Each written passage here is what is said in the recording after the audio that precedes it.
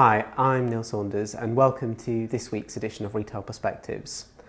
What I'd like to talk about this week is one of the biggest questions that we get asked on a regular basis, and that is, which retail sales figures can I believe?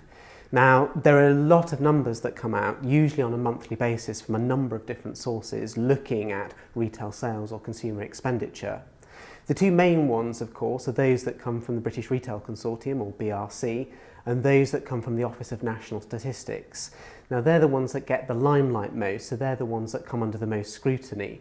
And of course, sometimes they correspond, but actually quite a number of times they show slightly different pictures or slightly different nuances, and that raises the question as to why, and indeed which ones you can believe. If we start with the BRC numbers are compiled from retailers themselves. The BRC gets data in of genuine sales from retailers and it puts it into its model, it aggregates it up and it provides numbers. Now, the BR sample is quite robust and it tends to be a bit more biased towards larger retailers. So it does give a very accurate picture of what those larger retailers are doing, and it gives an accurate picture of performance. And actually, when we compare it to our own numbers, the BRC figures often match, so they do provide, in our view, a fairly realistic view of what's going on in the market. One of the slight downsides of the BRC, though, is they don't have every single retailer reporting into them. So, for example, Amazon doesn't report sales into the BRC, which, whilst you can model to compensate from that, means actually some of the online spend that's probably made gets missed by their data collection process. The ONS is obviously the official statistics body for the UK, and they put out retail sales figures on a monthly basis as well. Now, the ONS provides a lot of different figures. If you've ever opened an ONS spreadsheet of retail numbers, it contains hundreds of different tabs showing slightly different variants of retail sales, and that makes it very difficult to understand in the first place because you've got a lot of different options to choose from. The option we always look at, or the metrics we always look at, are non-seasonally adjusted value sales excluding fuel, which is one of the many tabs on the spreadsheet. That gives the most accurate reflection of what is genuinely going on in retail because it strips out fuel sales, it provides a non-seasonally adjusted, so it's a real view of what's going on, and it's based on actual values rather than volumes.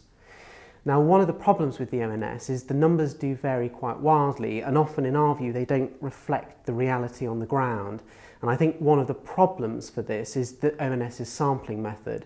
It contains a lot of retailers within that sample frame, but one of the problems with that is sometimes what retailers are reporting, especially some of the smaller retailers, may not be entirely accurate, and there's no way to compensate for that. The other slight problem with the ONS is how they deal with dropouts. As we know, there have been a lot of closures in retail over recent years, and actually if a retailer disappears, even if it's a large retailer like Comet, for example, well, those sales then get reallocated elsewhere.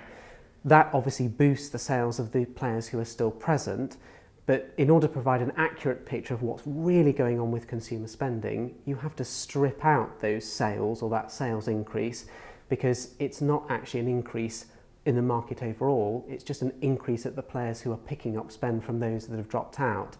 And as far as we've been able to establish, the ONS has no way of compensating for this, and that's actually been quite an important trend over the past few years. So, in other words, their retail sales numbers probably exaggerate growth in the market.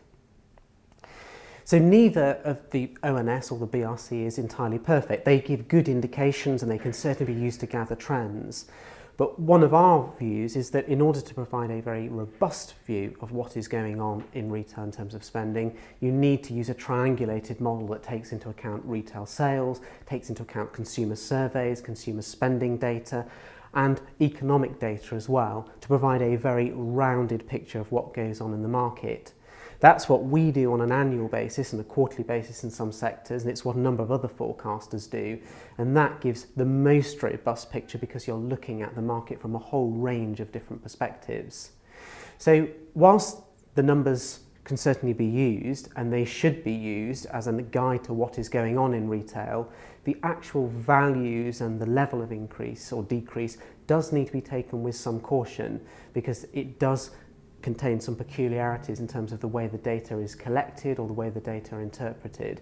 So it's not that the data are wrong, it's just that they perhaps provide a partial picture rather than a complete picture of what is going on. That said, the ONS and the BRC are the most regularly published streams of data, and they're something that retailers need to use and take account of, albeit with those slight caveats.